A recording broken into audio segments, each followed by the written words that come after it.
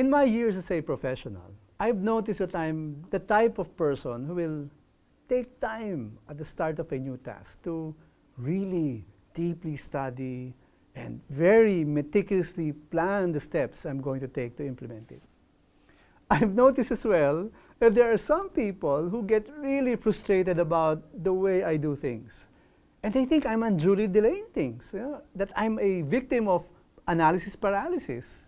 I get hurt when people think that of me because I truly believe that this is the best way to do things. So there seems to be a conflict between people who prefer planning and people who prefer to take immediate action. Some people have a strong bias for action and are not comfortable not doing anything. Some other people have a strong leaning towards planning things out and are not comfortable taking action without a clear plan. One kind scoffs at the weakness of the other. Now, those who have a bias for action think planners are lazy. Planners, on the other hand, look down on the other as acting without thinking. We all know that both extremes are wrong.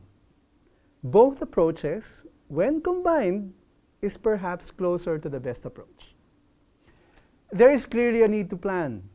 And of course, there is a point when planning ends and aggressive action is taken all the way to completion. We need to find the right balance for these two extremes. The ideal situation is for us to take time to make a clear plan before taking action, and when it is time to act, that we act decisively until completion of the plan. The book of Proverbs may help us sort things out. It has this to say about planning and taking action.